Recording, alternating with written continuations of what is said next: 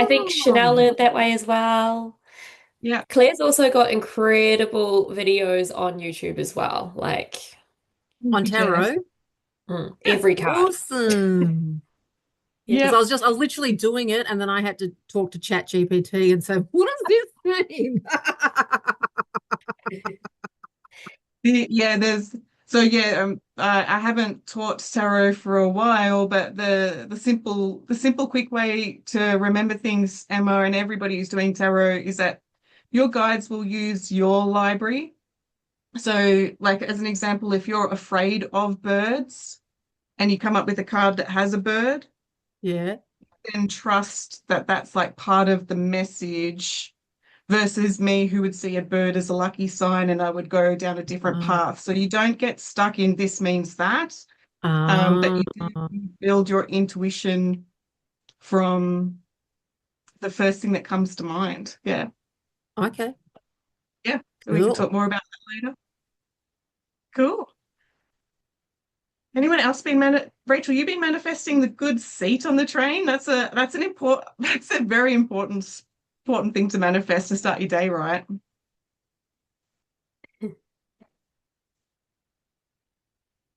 Absolutely.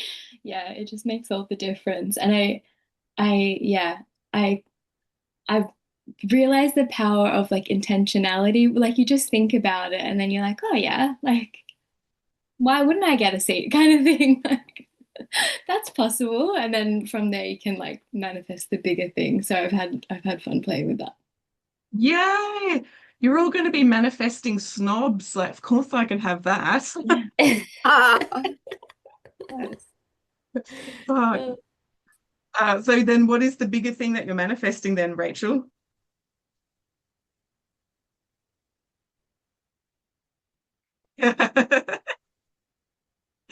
She's not going to say because her mother's on the call or she doesn't know. Or I'm not allowed Uh, to know. no, no. I guess there's just a few things. Um, but I guess the focus for this call has been about like my business um stuff. So yeah, a few things with that. Yeah, okay, cool. How are you going, Chanel? You been manifesting more feathers or anything interesting? I feel like I get feathers every single day, and I'm not really sure why, but I see them all the time. Lots of numbers. Nothing like specifically, but just lots of like little signy things. Yeah. Are you Mm. manifesting bigger things then? Are you noticing anything materialize then? I'm also like more so on the manifesting like businessy side of things as well. Um, and I think I was thinking about it today and I was getting a bit more into like just taking some more action, like aligned action towards that. And then also kind of just releasing some of that pressure and being like, it might not manifest in the way that I think it's going to, and just being like, however it happens, happens, and whatever it ends up being is like cool, Yeah. instead of being like, it Yeah. has to be this. I think Yeah, because just, that's the logical mind getting in and it'll block the bigger, better stuff. yeah, yeah. So Yeah. I think I can be a bit of a control freak. So I'm just working on not. Yeah, well that's probably the soul's journey then to release the control so the clients and the business comes in the way that you want. Yeah. Yeah, that's usually how it goes. The biggest challenge is the one that will put a ceiling on the thing that you want. Yeah. That's the interesting thing is like in money terms, like if you were manifesting in 100 grand, what got you to the 100 grand will not be the strategy that gets you to manifest in the higher numbers. The model has to change. So it completely flips itself when it comes to manifesting that if you were to manifest clients, get what you want, and then it's like, oh, now I need help, I need the VA. It's like, okay, I have to actually go back to the drawing board on my control issues and delegating and switch it up again. So it will keep elevating. Yeah. Yeah. No, I agree. It's annoying. Annoying. Has anybody got any manifesting questions before we start with beliefs? No? You all put on a face like you're thinking, and that means like, oh, don't call on me, Claire. Is that what that is? Like,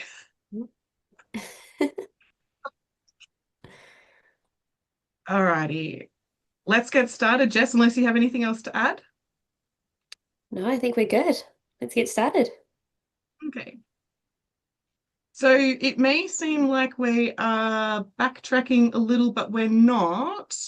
We're looking at step 4 within the 8 steps to manifest and looking at limiting beliefs.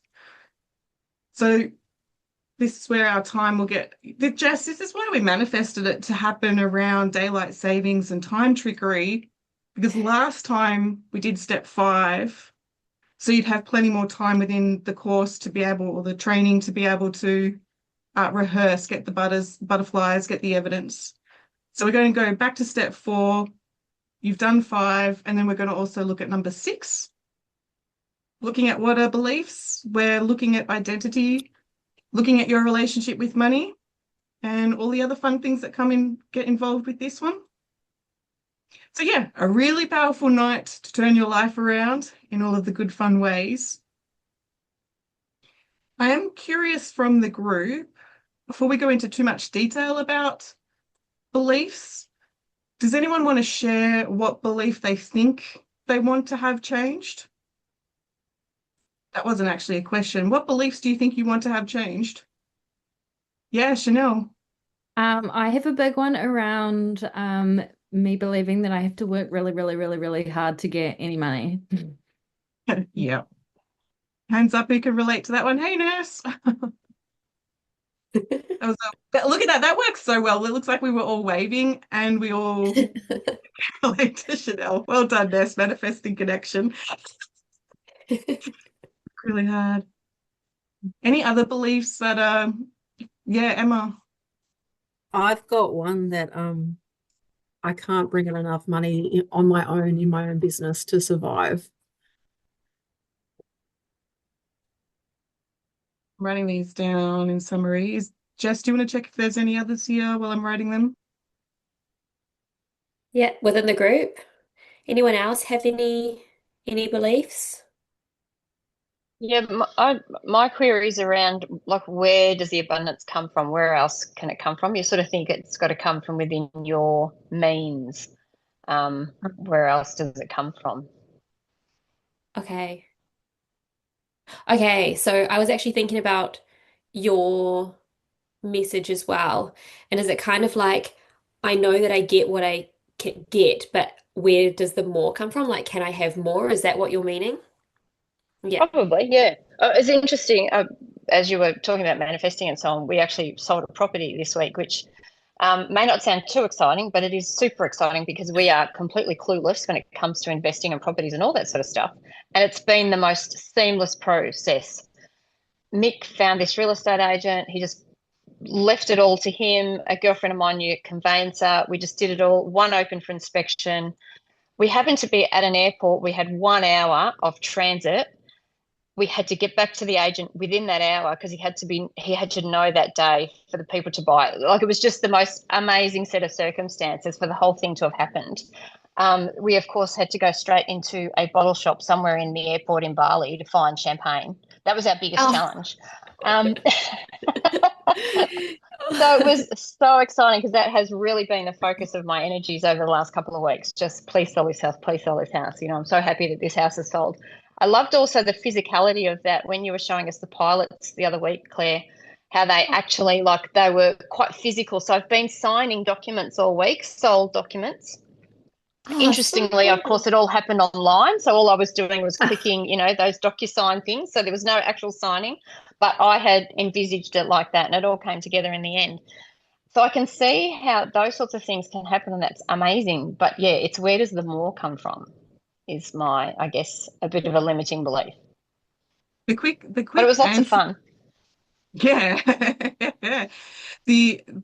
And this may also help Chanel. The quick answer to that, Tracy, is that we it's a specialized type skill. It's not something you can necessarily do for yourself. You pick up the strategy on what you've just done that got success, what you said to yourself, and all of the different steps, what the energy was and everything. And then you duplicate that over to where you're worried about money not coming in. So if you have the belief that it's seamless over here, then it will also feel seamless over there. Well, of course it's going to come in.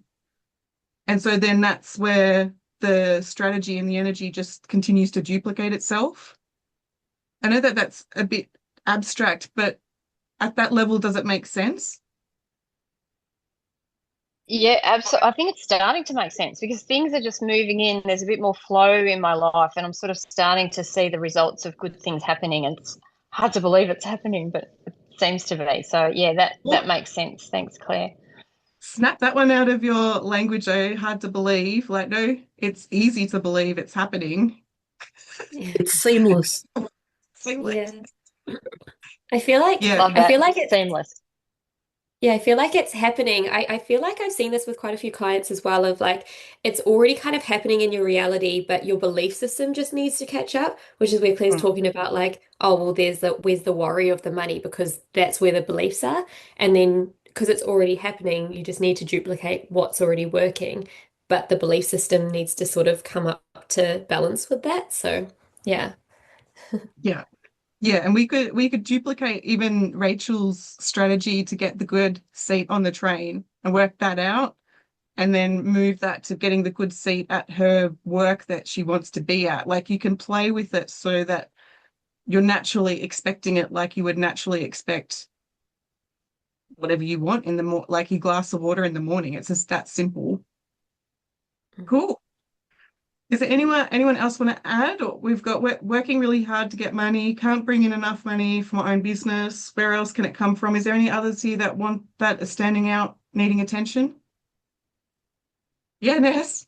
I only realized this like probably a few months ago, to be honest, but it's quite complicated, but I've definitely noticed I have this worry about being selfish for asking for more just because I have I guess so many connections to people that don't have the things that they want. So then sometimes I have feelings of like guilt come up and I really noticed it a few months ago and I thought, whoa, like it was so strong and so intense. I'm like, well, this is definitely not helping me. Yeah. Did you do anything to have you been consciously trying to shift it? Well, yeah, I mean, this was actually maybe a few months before the course started when I was overseas with family who don't really have the same things available to them as I do. And yeah, it hit me like a ton of bricks, to be honest, because I've had that my whole life and I never realized it. Anyway, Wow. so I've been noticing it's been more in my conscious awareness for sure since then, and especially during the course. And I have been asking for more and doing like Yeah. action steps, but I feel like there's probably some work around that still. Yeah, well, and even the getting your photos taken and booking that in, it's like, no, like, see me, I am a success. And then the follow-on is that therefore you've got the tools to help other people be a success. Well, probably sounds like the smallest thing to other people, but I got a new phone recently. I've had the same iPhone for 5 years, and I just kept thinking, oh, it still works. It's fine. I don't need another one. It still works. It's fine. And then it got to the point where I'm like, oh, this is actually not working anymore. Why do I not just get a new one? It's so much more efficient. So yeah. As you clear your throat twice, clearing your throat, going, that's complicated, selfish, not working. Start. We worked similar with you, Jess, with like what Ness is talking about, with being on the path with people and then having to work through actually, I want to go faster, I want to move ahead more. It was like these people are slowing me down. Okay, I have to be okay to let them walk their pace and then move forward to what's naturally right and true and aligned to me. Do you remember working through that one? I feel like this is, yeah, I feel like I've worked through this a bit. Because when Ness was actually saying that, I'm like, oh, this resonates a lot. Like I feel this for sure. Um, Let me think about it. And then once, it's so funny because I was saying to Claire last night when we were talking about the beliefs that I've had that I've worked through, the healing amnesia is real because like I all of a sudden can only remember the outcome and never like the actual problem because I'm like, what was my problem again? But yeah, as you're speaking about that, Ness, like I'm trying to think of like what I even did to help No, myself. don't. Just don't. Because for everybody in the group, I said to Jess, hey, I'm going to use that such and such as an example. And she said, oh, really? Like, I don't remember that. And then I prompted her and I got a message, oh my gosh, this work actually works. I'm like, David, would you see this message from Jess? That's so funny. I get so Uh, confused. I'm like, wait, what happened? Part of the belief shift is that, yeah, you create healing amnesia so someone can't go back to their old problems.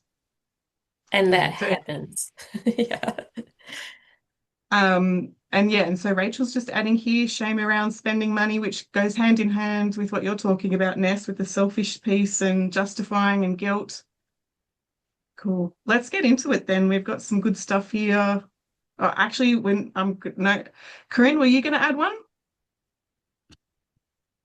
Um, Belief system, yeah, I've got many. Um, yeah, there's always like I mean, although I feel like I've got so much more clarity on that in the recent, but yeah, there's always a little bit of that belief of like, I guess it's a matter of comparison and believing Oh, in yeah. myself as far as what I can do. Um, so I tend to put the cap on many things in my belief of what I can actually achieve, just by looking at what others are doing and what is belong to me and what belongs to them, if you know what I mean. Like it's like, but yeah, slowly working through that, definitely just helping me a lot also, and you, Claire, with the coaching. So definitely some more clarity on it, but yeah, I still definitely feel like there's a lot of things that are stopping me from going forward, just from not feeling either good enough or smart enough, or those kind of things. Yeah. Is anyone else wondering about Corinne's background? Is that a picture, Corinne? Is that a holy spiritual message here? The light shining in? Oh, It's at the very, back of me. yeah. Oh yeah, this is like it was already in my house when Is I that a moved window in. It's or like is it a back? Is it a no, painting? it's a painting, yeah. It's so cool. And Beautiful. oh, thank you. I actually, it wasn't even mine, but I wasn't going to keep it, and I decided I will because it is a nice background, isn't it? Yeah. Thank you. Thank you for shining the light on me. Cool. All right, so let's have a quick look at beliefs. Anybody who's familiar with NLP has heard me talk about beliefs, but not in this way. So we're going to talk about your relationship with beliefs. I know this is the evening time. I wrote this in the morning, so this was what was on my mind. I want you to think about something that you know with certainty that you'll get this evening or today, whatever's the right timing for you. Might be a tea or a coffee. And with that certainty of the thing that you know you will get or do or have, I want a coffee. I am a coffee drinker. That's my priority. I'm going to make it happen. And then we contrast, which is what I was talking with you, Tracy, earlier. We then contrast that to something bigger that you want, the dream, the goal, the manifestation, the consistent income, whatever feels right for you. And then notice that there may be a level of uncertainty, hesitancy, comparison, whatever's going on.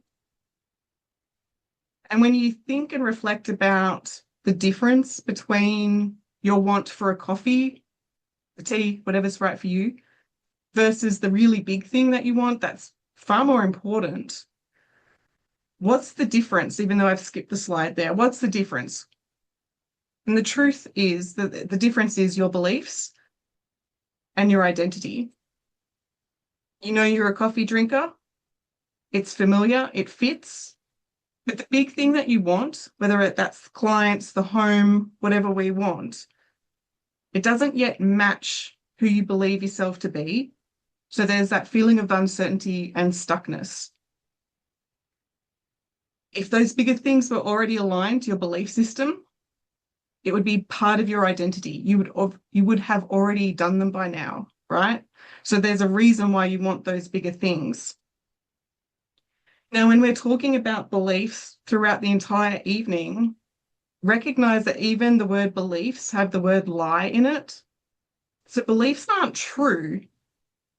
They're an idea or a generalization that you've assumed to be true without any facts. Really quickly, just for the people who are quite analytical and want the data, beliefs are acceptance that something is true.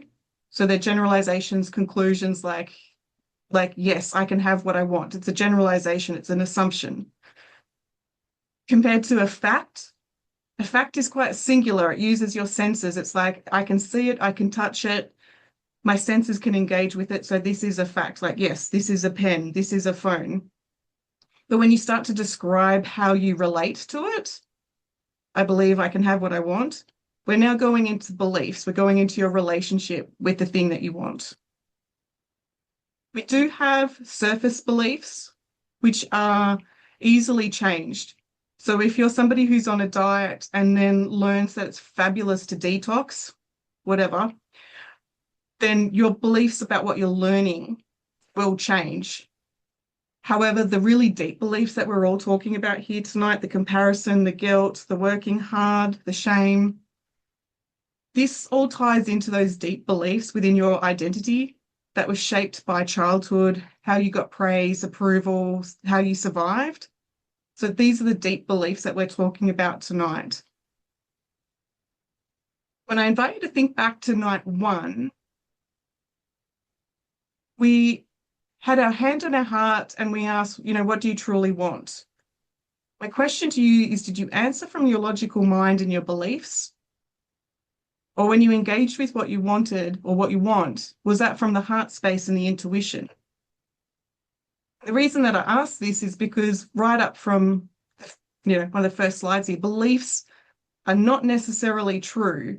And yet when we're connecting into our intuition, seeing the signs, the numbers, the feathers, it's like, yes, there's a real certainty here that's building that, yes, what your intuition is asking of you to want is for a reason. So when it comes to your identity, surviving this world, learning how to open a door once you've learned it, is like, yep, I need to know how to do this over and over again. All of those survival beliefs, how to communicate, walk, talk. When it comes to surviving and pursuing what you want, you must remember this particular piece here, that you will always, always choose what you believe serves you, your best interests. So we're all drawn to belonging, that significance, to be right, the validation, what's familiar, the status, like to be included, that we're important, that we matter, that there's security. We will also be driven to avoid, and this is all unconscious, instinctive kind of wiring, we will also avoid what you believe will risk your best interests. So failure, shame, confusion, there's that comparison piece, I've got to avoid doing that or avoid being compared to, all of that. I need to make sure I fit into the group. So when I have a coffee with friends, I believe I belong, I feel seen, I matter, all of the good things get ticked off the box, I'm manifesting with ease. Now, when I pursue something new, that I have an unconscious belief that my friends will judge me, who does she think she is, I might be excluded, I won't matter, then we're actually not going to go for that promotion, or we're not going to go out on a limb if it means that we're going to lose all of these other things that are important to us. Does this make sense so far? So if this strategy makes logical sense to pursue what you desire and avoid what causes discomfort, then this is where we go really deep tonight, and we're going to look at why do we still feel stuck. We've spoken about your intuition. Your intuition has already called you to know what you want, to free yourself from the limitations, to be that full expression of you. So to have that travel, that home, the career, write the book, the friends, the money, the clients. Your intuition is saying, take notice, like, we want this for a really good reason. But this is the battle. This is the human battle where your limiting beliefs, your ego, will absolutely block you from having what you want if it means that you're going to risk judgment, not belonging, all of the things. Can you already start to relate the thing that you want, or like, oh, okay, yeah, there's reasons why I'm blocked with this? Yeah. So you may say that you want what you want. Your intuition is calling you out of those old limiting ways to try something new, be the best version of yourself. And yet your logical mind, whoops, sorry, I've just pushed a button that I regret. And yet your logical mind and your ego is going to affirm, like, no, do what's familiar, stay small, stay safe, stay the old ways. And it's this stuckness that's going to keep you in jobs, friendships, relationships that feel really predictable, even though they're going to be emotionally draining. But we need to keep in mind that there are definitely people out there that are not stuck. They have the uplifting jobs. They're not working hard for money. There's a lot of rich people who are not working very hard. So the recipe that you've got is not necessarily the right way to work hard for money. So there's definitely people out here that are uplifting, energized, doing what you want to do. And part of that strategy is they're doing what you're not doing. So then we need to check in what needs to change to get what you want. Before I go on, Jess, have you got any questions or any input from your experience of identifying this with clients or yourself? Yeah, this is, I don't, I'm going to add another word into here, but this is what I call the secondary gain. It's kind of like where well, exactly what this is. It's like that feeling of like your ego or you want that feeling of safety. So while it makes sense, like why, if this is something that I desire to have, why am I sabotaging myself of getting it? And it's like, okay, because it's that safety. So I don't know, does that make sense to everyone that it's like, it makes a lot of sense why we would sabotage ourselves? I guess these are just the words that I use. Yeah. Yeah. Because I've Yep. definitely done this many times. Because it's important to get this bit before we go too much further. That's why I just quickly check. Okay. So what needs to change to get what you want? Do a little bit like, I'm pretty sure everybody's heard this sort of thing. All growing up in a family whose job was to pass down the rules, the standards to help you survive. And the thing is, your mind knows that their way worked because you made it, you're here. So it's already got a checklist going, yep, it's worked. Do what's familiar. And before you could even speak, your carers would have spoon-fed you not just your food, but also your beliefs. And these beliefs would have shaped your identity, what you believe about yourself, who you are, your name, your religion, your culture. And it's with that, you're then taught, okay, how to be safe, how to be acceptable and familiar, and do what's familiar. If you were told that the moon is made of cheese, your unconscious mind when you're little is like a sponge and it's going to take on that. Yep, the moon is made of cheese. There's no logic gate when you're little. There's no internal fact checker when you're little. Its job when you're little is just to be a pure sponge and absorb how to navigate, how to be, how to survive the family unit. And at that age, it also thinks that the family unit's the world. So this is a perfect setup for a new human to learn how to be. Now, these beliefs that you were spoon-fed when you were little start to get outdated. because they've been handed generations after generation. So regardless of time, some of these core beliefs still influence how you show up, how you tolerate, what you believe is possible. So it's that cliche feminine one of, the women staying home, being a good girl, all of that stuff, all of that being handed down. Like if you had a great grandfather or great grandfather in the war or the Depression, they're them being really finicky over every dollar spent, and then they teach their son to do that, and then they teach the next generation. All of that gets handed down, and you start to believe and assume, well, that's just how life is. So so you get taught, do this to be included. You get praised, you feel good, and now your beliefs are going to be formed around how to belong, behave, and be. We contrast that from the football family, get involved, cheer, have your football team, compared to maybe a really religious family. It's like go to church on Sundays, don't swear, whatever it is. There's different rules on what to do. And there's also the different rules on what to avoid so you don't get excluded. We've already heard this from Ness tonight when she's saying, like, don't be selfish, like, don't ask for more. This is probably a generational belief that's just been handed down, like, don't be seen as the person who's greedy, who's got too much. But what happens when we contrast that, don't be greedy, to society saying to have money means you're successful? It's an absolute head spin for somebody like Ness if she's got that belief of like, don't be greedy, don't be selfish, don't ask for more.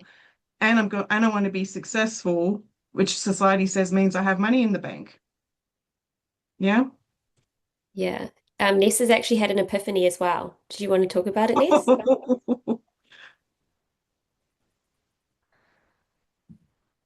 How do I put this into words?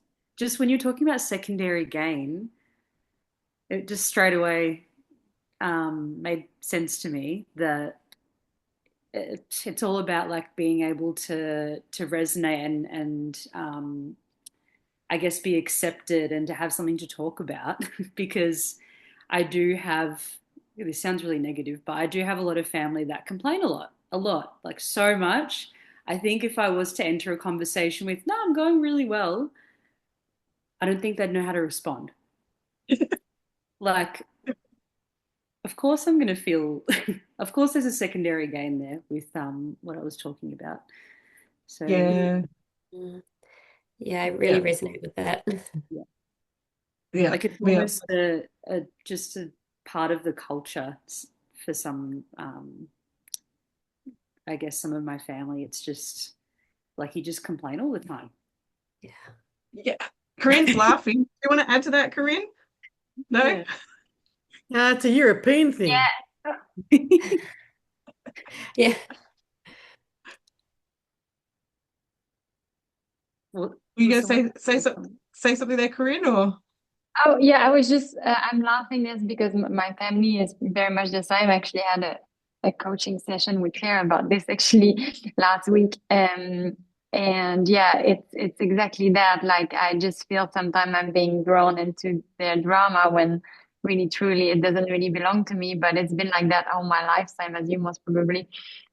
So yeah, you almost feel like I if I'm very happy, which normally I still am. I just going through harder things right now, but I generally have a very positive outlook on life and enthusiastic, and I think that's what attracts good things, as we know. And so sometimes I feel like I have to tone it down, or I don't share as much almost because I feel like, oh, maybe they're not going so well. Maybe I should, not share as much. Yeah. Yeah. Yeah. I think we could all relate. And then there's that lid on how much you share. And then, yeah, all of the things that go with manifesting goes in the wrong direction. Mm. Yeah. Good epiphany there, Ness. It seems so obvious now, but I really didn't realize it until recently. So thank you for Yeah, that. and then sort of skimming the surface though with all of the roommates and people that you've had in your world, it's like, well, of course they can come in and live with them because that's what you know to be familiar. Some deep analyzing there, Claire. Sorry. Um, So it's a very quick example that will carry through the rest of the night. You may be praised for something simple like holding mum's hand when you're little, crossing the road. Good job, you're safe. But then, you can think of just a average sort of day. Little one moves too close to the road, and then mum's like really sharp with her tone. Maybe the hand goes out or yanks the jumper back. There's that tense, sharp response that gives the child a bit of a scare, which you need to. But that's not how the unconscious mind works. The unconscious mind picks up on this, especially if it happens a few times, that safety comes from staying close to mum or the caregiver. Moving too far away from mum and moving too far away from what she wants, what she's saying, means that I'm not safe in this world. And so over time, that belief can get carried throughout your rest of your life, like I'm not safe on my own. Now, if these early beliefs aren't updated as you grow up, the neural pathway just keeps looping. I'm not safe on my own. I'm not safe in this world. And so cliche, typical women who have that will then end up in toxic relationships because I'm not safe on my own. I'm a bit of an empath. I need to check in. I need somebody else outside of me to tell me what to do, all of the things. And it's because of this neural pathway that says, yeah, this is familiar. This is what I need. I know to be true. Now, the thought-provoking thing here, though, is the problem isn't actually the belief that I'm not safe on my own. The problem isn't that I'm stuck. The problem is actually how you're managing the belief and how you're managing that stuckness. And I'll go into more detail. Limiting beliefs are that powerful that when you're locked into them, like that particular scenario, like I'm not safe in this world, the belief will create like an illusion around you. It's a bit of a trick that you can't move forward, you can't go back, can't go beyond the barriers that you were told by mum that keeps you safe, caregiver, whoever. I'm just going to say mum for the ease of this training. So those old childhood rules that protected you when you were little, hold mum's hand when you cross the road, have now been redefined and are now keeping you stuck. And they're now shaping your limiting beliefs about, can't travel too far away from mum, or what would she think, or I'm feeling guilty, I'm not there on Saturday to help her do her shopping because she said so, and that's what makes me safe. Like, these are the things that are deep within the unconscious mind that are building up, that are stopping you from having what you want. I'm curious from the group, even when you see this visual representation, what would you say to this person who's like not safe in this world or feeling not safe in this world? What would you say to them to assist them out of that stuckness? Anyone want to offer anything?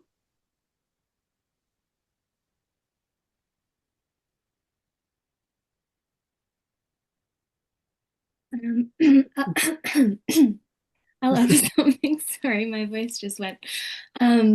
Something I kind of had this thought just recently of the stuck thing, like, stuck. And Jessie put a post on her Instagram story, which was like amazing timing for me to read, which was about black and white thinking.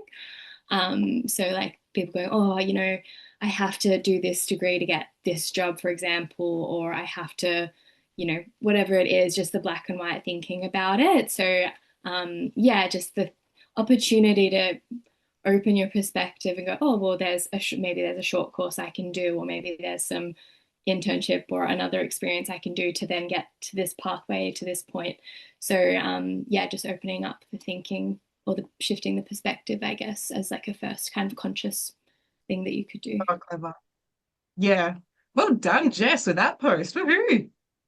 Yeah, it's a Good time. conversation I've been having with so many people recently. I feel like there's been a lot of black and white thinking just everywhere, and it's like, I don't know, the way that I say it is like, how about we just start with colorful thinking? Like, what are the options here? There's so many like truths here. So like, take the situation, what are the options here for you? And it kind of just like opens you up to seeing, oh, well, this isn't just the only thing that's happening. There could be another option, or there could be another possibility, or whatever it might be. So I always like to try and invite people to have the colorful thinking. I'm glad that that resonated.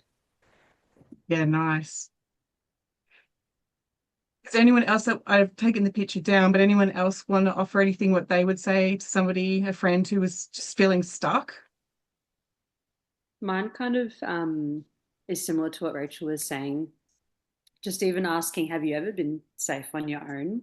Obviously, there's a bit of nuance to that. Some people, that might be a big question, but for a lot of people, it's like, oh yeah, I actually have. Like, Yeah. can you go to the toilet safely on your own? I'm sure you can. Yeah, nice. So to collapse, that fixed black and white statement, I'm stuck. Yeah. Yeah, nice.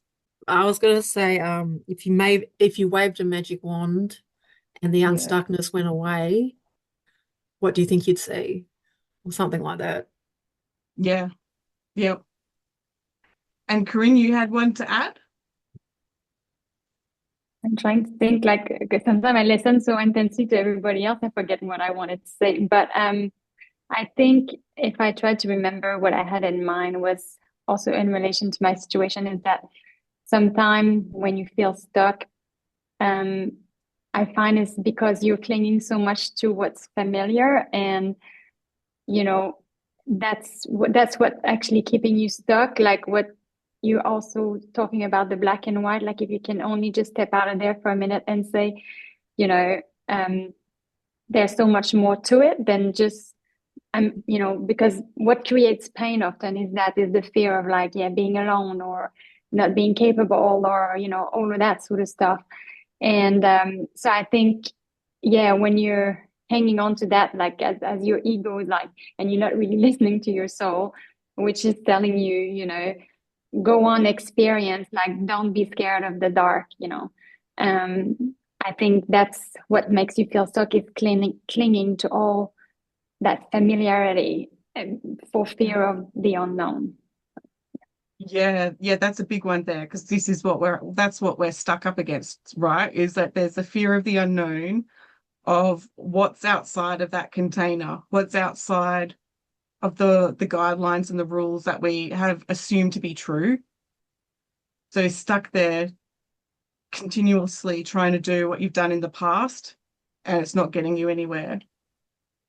So to really understand some of that stuckness, you need to have a look at what are they avoiding, which is what we were talking about really early on with, like, if they do this new thing, are they going to be rejected, shamed?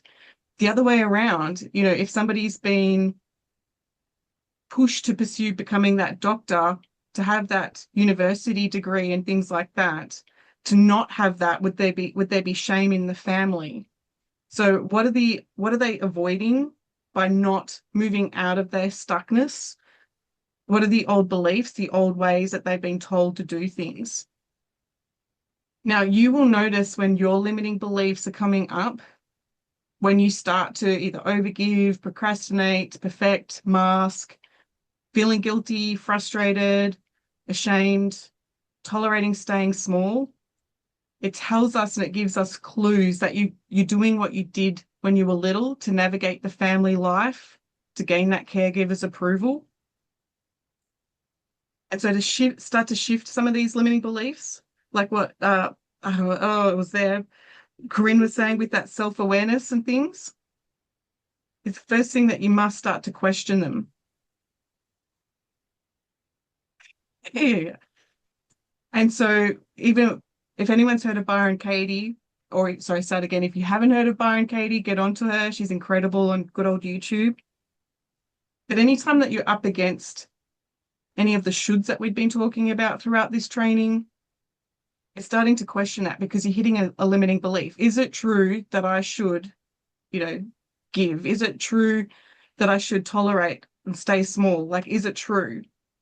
And what you will find will happen is your ego is going to come in really strongly, and it's going to highlight your limiting belief. It's going to scream, yes, you should, do the thing, because it's trying to save you from the failure, the rejection, not belonging.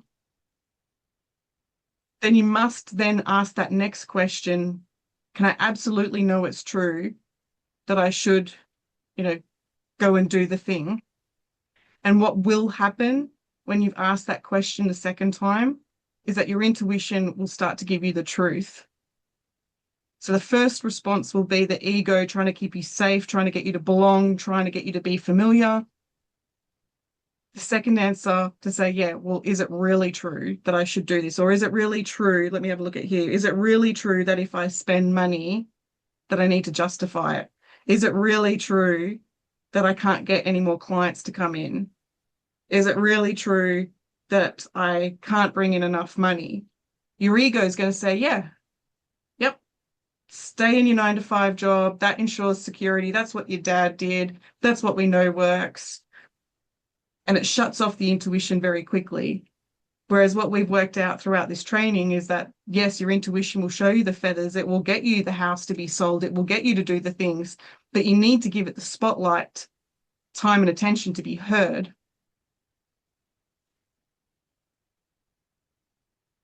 In coaching, we go one step further with this, and you can definitely do the self-coaching on it, is that we have a look at what is the challenge you're up against, being stuck, comparing yourself. What do you want instead? Like what Emma was saying, magic wand, what do you want? And like we spoke on very first night, the night one, the car example, because it's just common for everybody these days. If you have a belief that I'm not safe on my own, yet you want the new car, your intuition is craving that freedom, right? It's like, yes, I want that freedom. I want to explore my world. I want to grow up. I want to have that life that I know I want to have.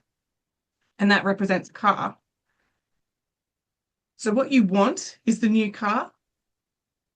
We start to have a look at what outside of you, car, clients, house, whatever it is, what does that represent? Because what you notice within what it represents is usually what's missing from within. Again, otherwise you would just already have it. So we have a look. Okay, you want the new car. What does it represent? Cliche, it represents freedom, safety, stability, power. And now these are clues to have a look within yourself. How free, how safe, how stable and powerful do you actually feel when it comes to, going and exploring the world? These are now clues on what are the limitations that need to be worked through. Instead of spending years on coaching or healing or trying different modalities, you've very clearly got an understanding of what needs to be worked through. And so we would explore what experiences caused you to feel a lack of freedom, a lack of stability, a lack of security, a lack of power. And I have seen, I have seen this as a client example, as simple as being dropped off to the first day of school and mum's in tears. And then the little one's like, oh my gosh, I'm not safe in this world. It's got nothing to do with school. It's got everything to do with seeing mum in tears and going, oh my gosh, what's wrong with me? I'm not safe without her.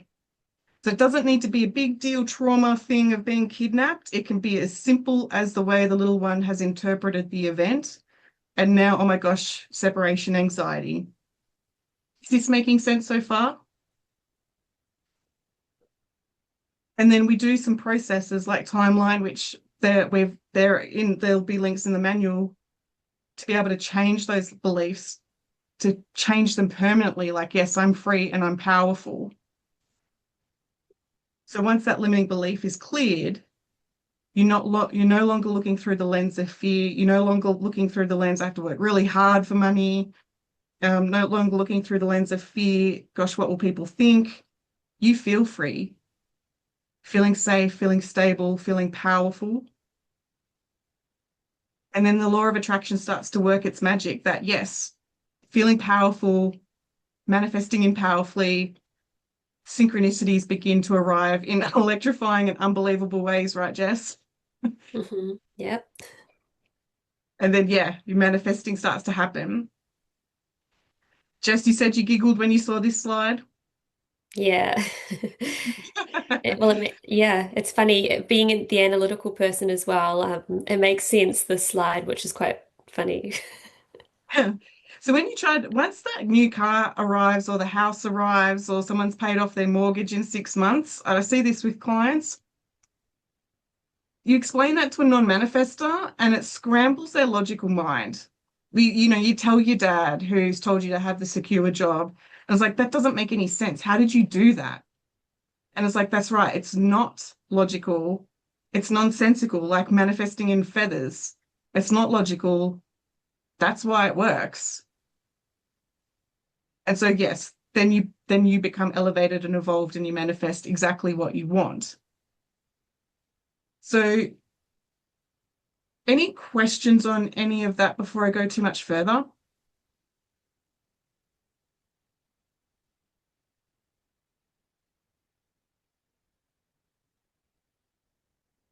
So Stacey, is it okay to put the spotlight on you? Yeah. Sorry. Stacey, you had said early on that it's important to you to manifest a fresh new start, and that was like your home, manifesting a home. Is that right? That's right. Yeah. Again, being really respectful to like your vulnerabilities. So, pull on your ear or tell me back off. But when you think of that home outside of yourself, that new fresh start, what does that represent for you? Freedom, definitely. And like my own space to create what I want. Yeah. Freedom and your own space to create what you want. Yeah. Just check, is there anything else there? And that's plenty for on the spot. I think it sounds a bit weird, but control. I think I've been in an environment where I haven't really had a say in like decorative things, where things are placed, all of that sort of stuff. And then I actually now have I get to make the decisions about where things go, and I get to decorate things in my way. I get to have crystals around the house and things like that. So that's a big part of it. Yeah. Yeah. Yeah, that's there. Yeah, that's an important one. So if we were to check on a scale of 1 to 10, 10 being like really empowered. So on a scale of 1 to 10, how free do you feel? Right now? Yeah, but mostly in your current home, when we think about this, in your current home that you're trying to get away from, how free do you feel? Like a 2. And on a scale of 1 to 10, again, being really empowering at 10, how much do you feel like you're in your own space? At home? Yeah. Like a 0 to 1. Scale of 1 to 10, how creative do you feel in your current home? 0. And then within the control side of things, how much control do you feel like you have in your current home? About a 1. Now, if we just quickly check within you and that core of who you are, I'll just be really thorough with this one. How free do you feel? Like a 1. Yeah. And we don't need to go through the rest of them here because we can already hear that the numbers are really quite low. I've worked with Stacey a number of years, so I can intuitively anticipate where she would go with this. If somebody new, I'd have to be really methodical or go through a lot of different steps. Stacey, when you just trust the first thing that comes to mind, do you get a glimpse of when was the first time you didn't feel free?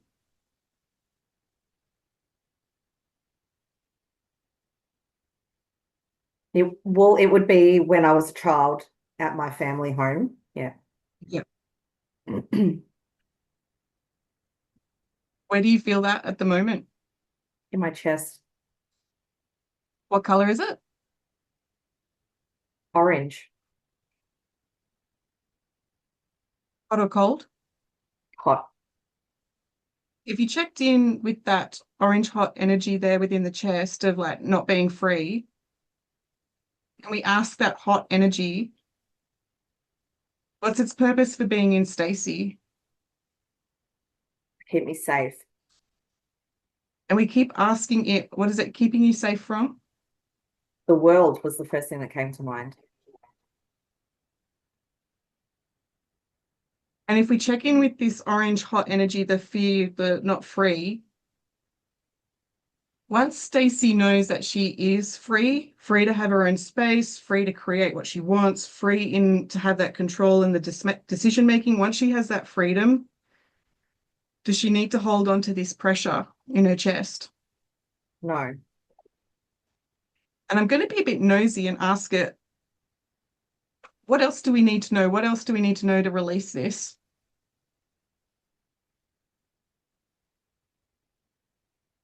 I'm trying to protect her. Okay. Anything else? From herself was the next thing that I heard. Yeah. And Stacey's quite familiar with this process, but if we checked in, why don't you trust Stacey with herself?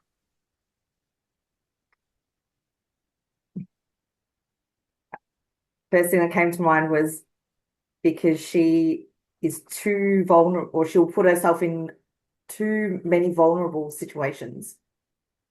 Okay.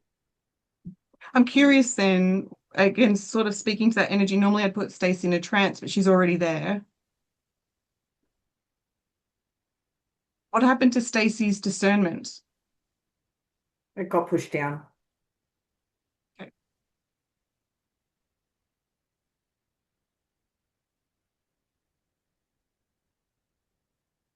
If that discernment and that trust came back to optimum levels, could we trust the freedom would come in? Yeah. Okay. Just invite you to come back to the room, Stacey. But even from that, I don't know, how long was that, Jess? 2 or 3 minutes? Like we've now got really big clues on what needs to be worked on. I don't really have a particular question for the group, but I'm wanting to know when you see how quickly things can be highlighted, does it make a difference to know like this wishy-washy belief thing? Like it's actually not that complicated. You just need to know what to look out for.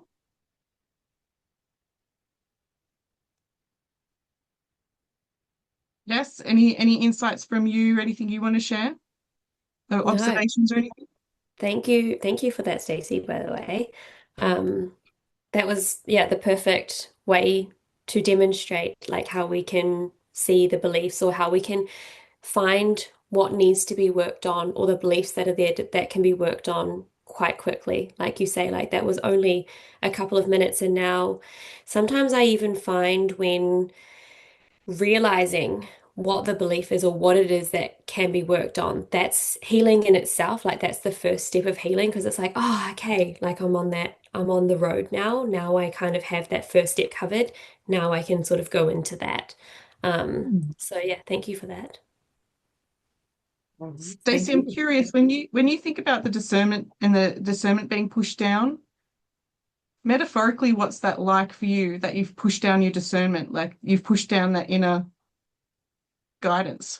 Yeah, guidance was the first thing. It's almost like my intuition, my sort of inner knowing was just kind of pushed down for so long as well. Like it's only really been this year, and I'm 35, and I was like, I've had this the whole time, and I've had whispers of it over the years where I've chosen to just ignore it because the logical mind has come in. So my inner guidance, my intuition, and just my inner knowing is so strong now because I'm actually listening to it and giving it the attention that it needs. Yeah. Yeah. I'll just push one little bit more. If you think about your discernment or that guidance being pushed down, was it pushed down? normally I wouldn't project too much, but is it pushed down underwater, pushed down into a bottle, pushed down into a container, like pushed down how? Pushed into the ground. Yeah, okay. So when we think about even that image that I had with that person, like she's in her container, like she's protecting herself, the world outside is not safe. There's all of these contrasting beliefs of, yeah, wanting the car, wanting the freedom, wanting the money, wanting the clients. And then it's like, no, but keep yourself small. And Stacey has elegantly and precisely articulated that there's reasons why, that when you push your guidance down, you know, conform, be the people pleaser, do what's right to ensure your safety or to ensure that you belong in the family, then part of Stacey's journey is to bring that discernment, bring that self-trust back to the surface so she can have that freedom. Once she's got the freedom, once she's no longer pushing that down, she's got the freedom then to trust, to choose the new home, to choose the whatever she wants. And it's similar patterns that play out when it comes to people with money, people with clients, people with, I think Sophie wanted to write her book. There'll be something that's been pushed down, contained, blocked, stopped, restrained, that your intuition is saying, no, let it be free. Is this helpful? Is this thoughtful, like late at night, or is like, oh, okay, she's talking gibberish? No, it's helpful. Yeah. Talking gibberish. Thanks, Ness. No, it's helpful. I've got 3 quick slides. It's not to be a show off, but to show you where this goes with beliefs and how the language of your unconscious mind, the language of, it's the right hemisphere, the language of your part of your mind that's so creative in the way it tries to protect you. I had a client that was wanting her dream home. So her intuition is saying, similar to Stacey, I want my dream home. Clearly she had an invisible belief there that it's not safe to own her own home. I was like, okay, you got my attention on that one. Why is it not safe to own your own home? And then through a process similar to what I did with Stacey, we had worked out that her dad had gambled away the family house. The unconscious mind as a child only remembers the hurt of losing the home. It doesn't actually remember the logical things that dad gambled and blah, blah, blah, and the money that was involved. So it hurts too much to have a home. So there's now a blanket rule that says like, no, we don't have a home. It can get taken away. It causes hurt. So when you undo that, when the unconscious mind says, oh, wow, that wasn't anything to do with money. That wasn't anything to do with what the child did to be involved. That was all dad stuff. That particular client, yeah, she manifested in her new home within about 3 months. She'd been renting, and the unconscious mind realized that owning a home wasn't the problem. Dad's gambling was the problem. Okay, let's talk to a person to get money, own her own home. So that happened really, really, really fast.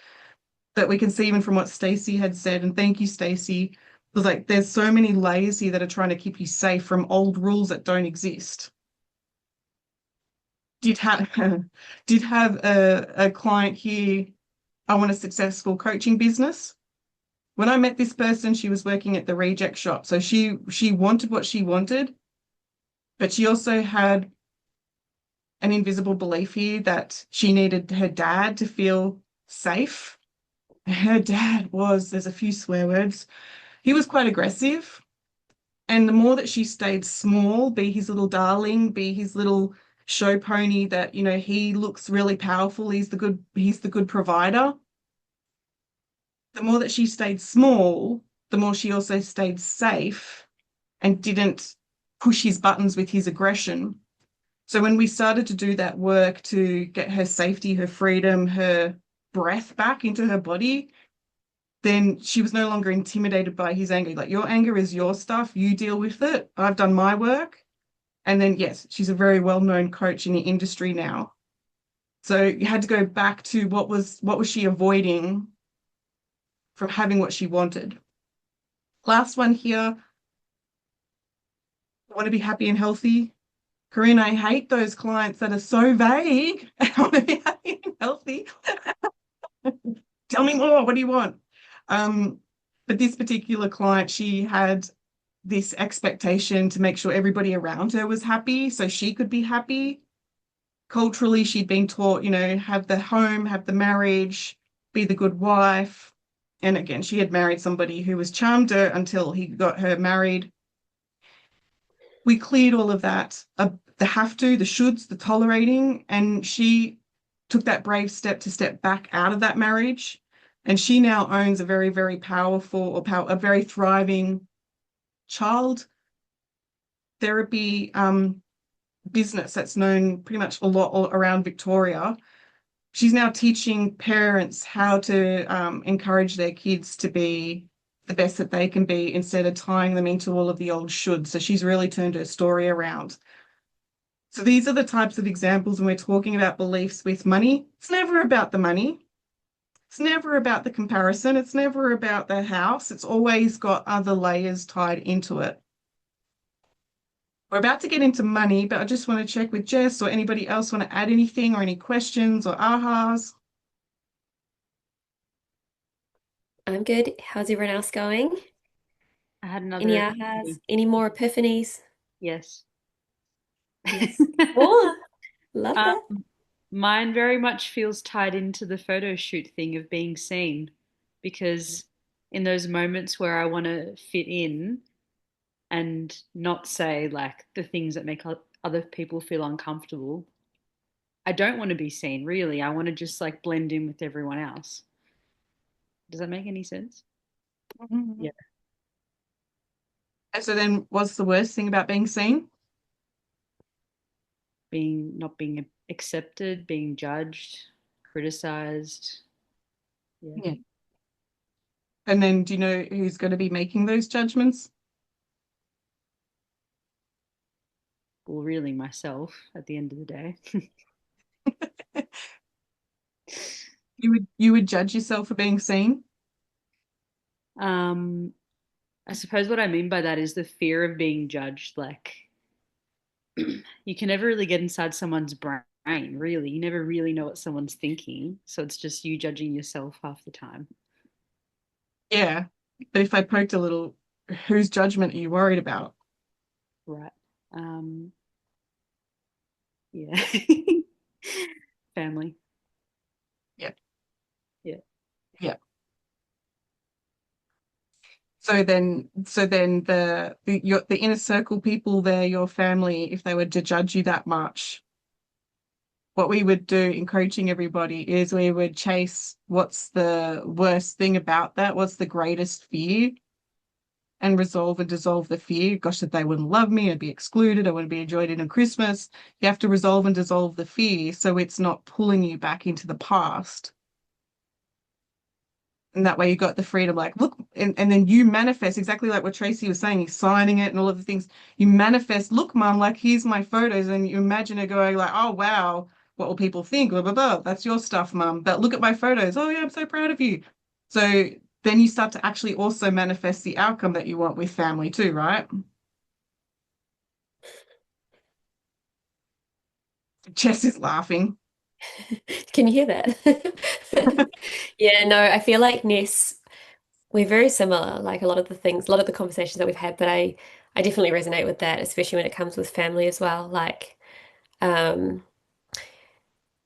I've definitely been in those trenches where exactly what Claire's saying, um, needing to come back up so that I wasn't always coming up. Like the relationships cleared as soon as I cleared the beliefs and elevated myself rather than needing to elevate other people. And so it's true. I thought it is one of my desires was about business, but it had so much to do with my family. And yeah, it's actually really beautiful now. Like the relationships that I have in my family are so much more balanced and it's incredible. So yeah. If I may quickly share to illustrate that, Jess had been, so we call it a strategy. Everyone has a strategy for everything you do, the way you shop, the way you approach life, the way you approach friendships. Everyone has a strategy. Jess learnt a strategy when she was little, when there was big trauma growing up, to make sure that she was wearing rose-colored glasses. Everybody's happy, everyone's happy, right? Like to minimize the intense stress in the household. But then growing up, she was still wearing the rose-colored glasses. Brother, be happy, take my business seriously. And he's like, you see the practicalities of what's actually going on in day-to-day life, and you don't seem to be taking this seriously. And she's like, no, I'm reverting back to childhood patterns. And when we started to resolve and dissolve, take off the rose-colored glasses, take things seriously, but then bring in the fun, you actually stopped proving to your brother that your business was worthwhile pursuing, right? It was like, I'm not like not having to prove that you're being taken seriously, wearing your rose-colored glasses. It was quite a contrast. Oh my gosh, such a contrast. And I actually had a conversation with Rachel about this as well, where it was like I I stopped needing to prove to him that like my business was good. He's very traditional, my business is very non-traditional, and I don't talk to him about my business anymore, but I don't feel the need to talk to him about my business. I talk to him about other things that we really connect on, and I talk to other people about my business that I feel very supported with. And that makes me very, very excited and very, very excited that I get to connect with him. So our relationship has changed so incredibly much because of it. It's been so great. Yeah. Hopefully these little stories help identify for you, everyone listening, what you want, and then where you can start to self-coach and explore what's causing the limitations to come in. Because that's really, really powerful. Once you know what's causing the limitations, you can address them. They don't have that fear over you anymore. Is there any questions before I go on to the next little fun bit?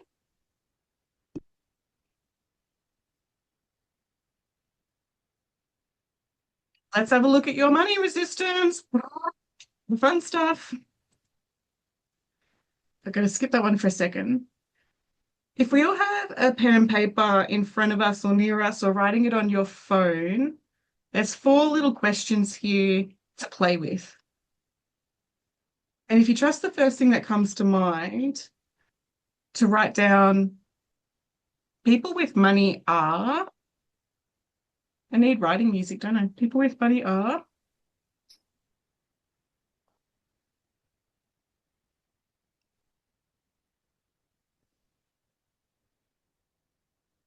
I can sing. You want me to sing? yeah, you're the music Does person. everyone want me to sing? No, Elevator not music? really. Do do do do. My biggest fear about money.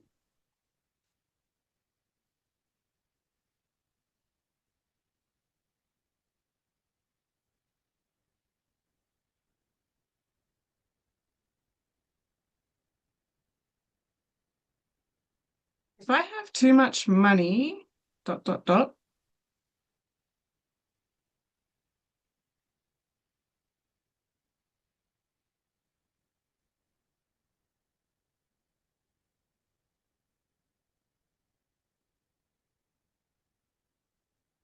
I don't deserve money unless I,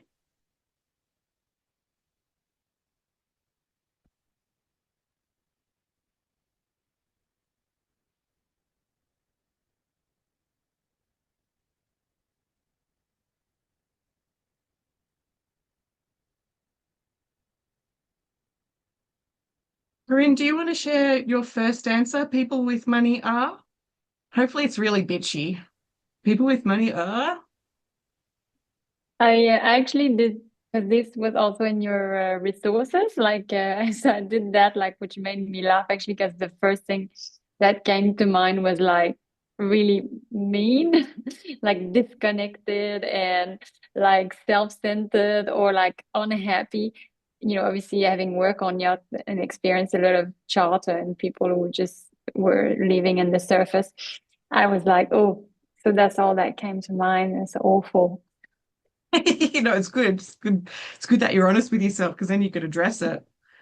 Yeah. Christy, my biggest fear about money. Okay, I worked it out. I think I wrote down my biggest fear about money is it will take me away from my family, in the sense that I feel like if you work really hard for money, I have to be at work. and it will take me away from my family, if that makes sense. Yeah, that one does. That would probably be a running theme in the room, right? Chanel, if I have too much money, I can invest it in other people who need it and help other people. you've gone that way. It's supposed to be problematic. Kim, if I have too much money, Is that me, Claire? yeah. I coughed the exact time you said my name. If I have too much money, I'll be tired. Oh, yeah. Yeah, I had to work through that one. Mm, Yep. yeah. Yep. Okay. Who else has got my attention? Rachel, I don't deserve money unless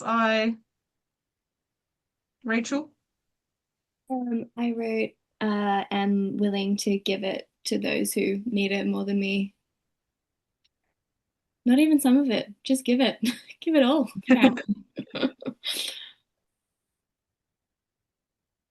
Just checking, Jess, is there anything here you want to share? I could share my one word that came up with all of it. Tell me. Just responsible. Oh, yeah. You have to be responsible. Responsibility.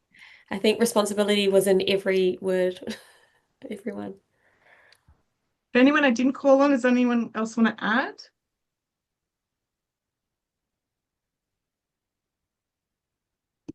Selfish came up again for me. Okay, yeah. Yep. Yep. So Corinne has pointed this out really early with, people with money are greedy or disconnected and self-centered. But then if you value authenticity, can authentic people have money? Can they be if you had said people with money are greedy and you value authenticity, does that mean authentic people are greedy if they have money? If you value being authentic, and authentic means that you're not selfish, does that mean you're pushing money away? See how there's all of these clashes here when it comes to something like money. Is like, yeah, I like a true to myself, but then I don't want to be disconnected. I'm true to myself, but I don't want to be away from my family. True to myself, but I don't want to be tired. Here's the fun thing, guys.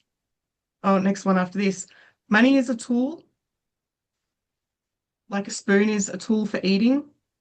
So I want you to play with these, and I only did 4 questions, but to play with this and keep a straight face is I want you to look at your list and change the word money with spoon. So people with spoons are disconnected and self-centered. My biggest fear about spoons is that I'll be taken away from my family. If I have too many spoons, I'm going to have to give them all away. And then if I don't deserve spoons, unless I give them all away. And if I have too many spoons, I'm going to be tired. People with spoons have too much responsibility, Jess. People with spoons are selfish. Yeah, anyone want to share? Everyone's sort of giggling here, like how ridiculous are the limiting beliefs about money right now? I could not stop laughing that whole time. Oh. But you're being so selfish, Ness. You've got all the spoons. Oh, that got me. Emma, what do you think about that contrast? You're on mute. I don't have much of a sense of humor today, so I'm not feeling a lot, to be honest. That's all right. We'll go to Tracy. Tracy, what did you think of that contrast with the spoons? Yeah, I loved it. It just puts it in the right place, doesn't it? Except for the last one, I said I deserve spoons. I bloody do. You do deserve your spoons. where are the next spoons going to come from, Tracy? I don't care. They're coming. They're coming. It'd be hilarious if I put too many spoon beliefs. We'll all go out to a restaurant and everyone will be nicking their spoons from the restaurant. Claire, I got my spoon. There's a lot of symbolism around spoons, particularly if you're an English teacher and have taught the film Lion. There's a lot of symbolism about spoons in that. That's what keeps chuckling. I'm chuckling away here too, watching that Tell person, us the beautiful what boy. what's the connection with the spoons and the lion? Do you know the storyline? So the young lad who was adopted, he was lost in India. He Oh, yeah. he was separated from his family, came to Australia, adopted by an Australian family, and then wanted to find his family back in India. But when he was walking the streets as a young Indian child lost, he was looking through the window of a restaurant and saw a person there eating with a spoon. He'd never eaten with a spoon, didn't know what it was, but he found one in the rubbish. You know, he was crawling through the rubbish. So it was symbolic of him actually, aspiring to this affluent life and what the spoon could mean and what it could bring him. Yeah, wow. Ties in well, doesn't it? Like what it can bring in. Yeah, wow. Yeah, beautiful.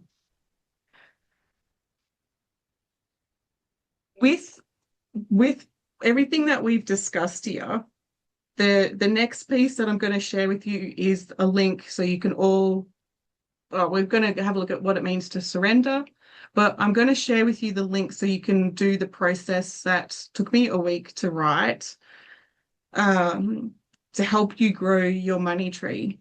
And there's a particular piece in here, like what Tracy's talking about with the symbology of the spoon, being born with a silver spoon in your mouth. There's a particular process that I've written to help you grow your money tree, to help you shift your limiting beliefs around money.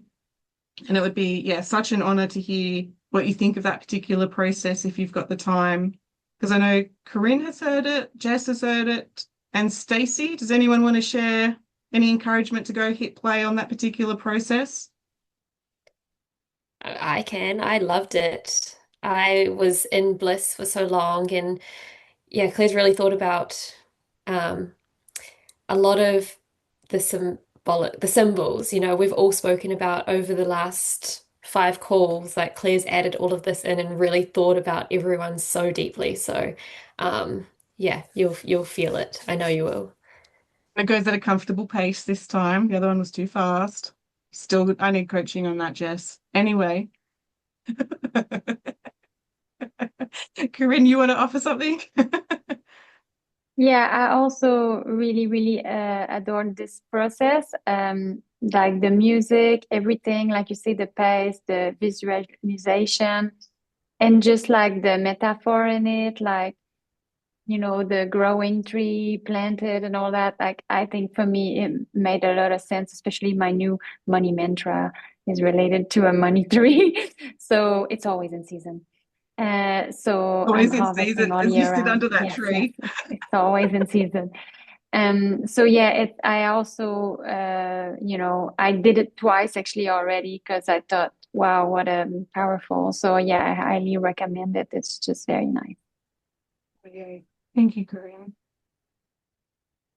The thing with the belief change is that a process that's recorded like that, there's still a lot of Reiki type energy in there, whether you fall asleep to it or not. But what it does is it overrides your logical brain of what's the logical solution of how are the means going to come in, what's the how, what's the shoulds, it overrides the logical mind of the logical things you should do. And it starts to tap into the unconscious mind where all of that identity piece is stored. And it starts to rewrite the old ways that are set of having to work hard for money. Where are these, all of the different things that come in. So we're tapping into your unconscious mind where that healing actually does happen. So again, Jess, is there anything you want to add to that one? No? No, I think we're going on to well, yeah, no, we'll carry on. Yep. Cool. All right. So there's only a couple of slides here and then we'll be done for the night. My cheeky humor says that the tension is never actually about the money or the spoons or the fact that the moon is made of cheese, according to my mother. It's always about the meaning that you've put to your relationship with money, like what you're shooting yourself, what you're tolerating when it comes to money. Like simply like raising your price, all of, oh my gosh, what will people think? Blah, blah, blah, all of that stuff. So you want to have a look at the meaning and the relationship you're putting to it before you start to play with the numbers. So having money, wealth, and a rich life can make sense if you believe it, if you start to do that inner work. And this is where we're up to surrender attachment, step 6, which so many people find confusing, but we're going to bring in that clarity. Once you've done all of this inner work, you know what you want, you cleared the resistance, the belief work, rehearsed it, signing that documents, your intuition has worked its magic. You recognize, yep, I am amazing. And now your inner world has shifted. So your beliefs, your body, your boundaries, you're feeling good. What you're saying yes to, what you're allowing into that inner circle now lights you up. So you're now responding, you're saying yes to the good clients and no thank you to the ones where previously you would have people pleased and blah, blah, blah, blah, blah. You're now saying yes to that win-win situation. You're not triggered, not feeling that neediness. And so you've stopped wishing for what you want, waiting for what you want, waiting to receive what you want. You're shifting those limiting beliefs, which then in turn changes your identity because you're no longer the poor person. You now shifted it to, yes, I live a rich life. And yeah, you still have to take action. You still have to shift, move, stand, speak up, get your heart racing, build the muscle, affirm your confidence, become that version of you who wants what you want. Because just because you've shifted the belief doesn't mean you get to just sit down. You still have to go do the things that take action. The difference is that you feel good taking the action. It's not willpower and push. And so then with or without the new car, the manifestation goes with you. You are the traveler, you are the homeowner, you are that collaborative partner, the millionaire, whatever you want to be. And it's the surrender that's the signal that you're ready to receive. The neediness isn't ruling the show. The triggers aren't ruling the show. What will people think of me isn't ruling the show. You're showing up the way that your purpose and your intuition wants you to show up. So just push pause on that one. And so then, of course, we're up to the next 2, which we'll cover next time we come together, the taking action and then celebrating the win, which, yeah, is our final night together. There's a lot of really in-depth things I haven't shared with the world before, which is coming into the next night. So we're ready for it, Jess. Yes, we are. So good to hear everyone's epiphanies. How's everyone feeling? Good. Everyone's like, all the thumbs. That's great. Any May I questions? say, yeah, Oh, I was going to say, may I say, if there's anybody who's got any questions when it comes to their journey with shifting beliefs, that hasn't moved, done all of the things, like, is there any questions or is like, no, that was quite thorough, you've got what you need?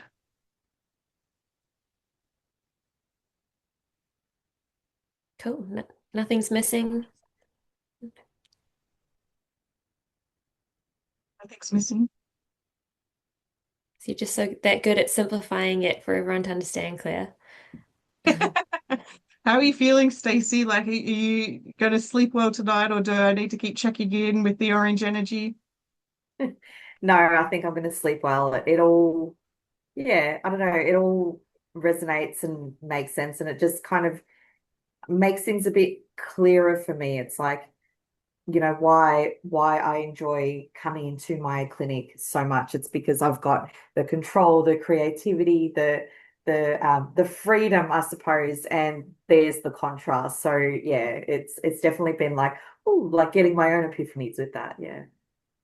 With that in mind, when you start to think about, you know, if you're in the shower or on your drive or in those moments where you're just in that place of creating what you want, can you see how you could start to transfer that into the vision of opening the front door to your new home? The crystals are there, it's arranged how you want. Like, are you able to transfer that over now?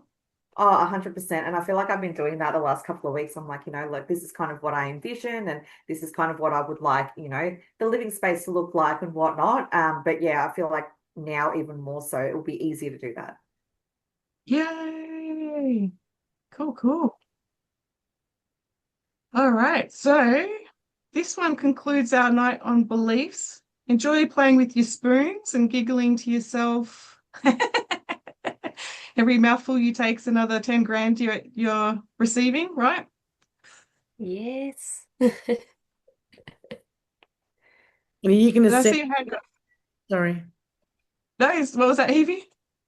are you going to send us that link for the process? Yeah, absolutely. Yeah. Okay. Thank you. Amazing. Cool. So can I just ask something before we go? The new Yes. the new handbook that you've made, which is a Canva link, are you able to save that as a PDF and pop it up? When it's finished, yeah. It's technically not finished yet. Oh, cool. No worries. Thank you. That's all right. I'm glad you found it valuable. It's really good, Claire. It's amazing. I've been Thank you, reading it Rachel. from start to finish. I'll get to the last chapter, and I was shaking writing that last chapter. So the last one was a bit sentimental. So there's a lot of literally tears going into that one. Yeah. No, And it's then fabulous. Thank you. All the love. just from between tonight and the next call, we've popped up a slide onto, or I've popped up a slide onto Telegram just to ask like a few questions, and we would really love, yeah, if you wanted to stay back tonight or even at the end of next call, and wanted to give some feedback or like think about the questions, we thought the questions would help out, yeah, to prepare of what you would like to say, a bit of a reflection of the journey and things, but we just want to get you thinking about that, because also like for me, I know that when I reflect back on the journey as well, it's always fun to be able to yeah, give those nice words as well. Like I love doing that as well. So that would be really, really appreciative. We would love that. So So thank you. yeah, we will say good night to those who are ready to go, and anyone who wants to stay and play and record any testimonials is so appreciate. We're so appreciative of that. So Cool. yeah, Amazing. Thank you. I'd love to do one next time, if that's Cool. okay. okay.